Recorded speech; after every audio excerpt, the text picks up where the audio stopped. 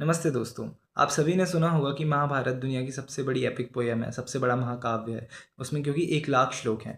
लेकिन क्या आप जानते हैं महाभारत में असल में 60 लाख श्लोक हैं और जो 1 लाख श्लोक हैं वो एक समरी वर्ज़न है। जी हाँ, महाभारत के आदि पर्व के मतलब पहला जो पर्व है उसके पहले अध्याय के श्लोक 122 और आगे के श्लोकों में बताया जाता है कि वेद व्यास ने 60 लाख श्लोक वाली महाभारत की रचना की थी।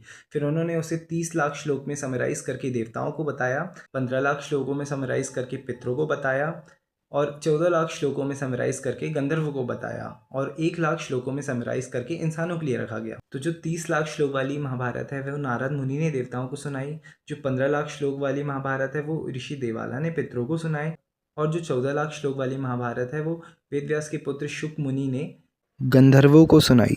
और हमें जो 1 लाख श्लोक वाली महाभारत सुनाई जाती है वो ऋषि वैशंपायन ने राजा परीक्षित के बेटे राजा जन्मेजय को सुनाई।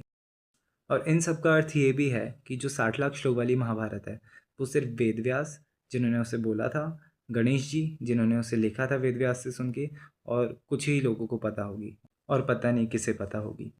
वैसे तो जो हमारे इंसानों के पास 1 लाख श्लोक वाली महाभारत है उसे दुनिया की सबसे बड़ी लिखी जाने वाली एपिक पोयम कहा जाता है।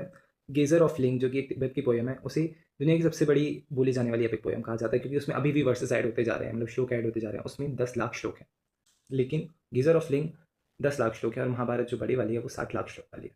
तो वो दुनिया की सबसे बड़ी एपिक पोयम है और दुनिया की सबसे बड़ी लिखी गई एपिक पोयम अभी भी महाभारत ही है जो इंसानों के पास है 1 लाख श्लोक वाली।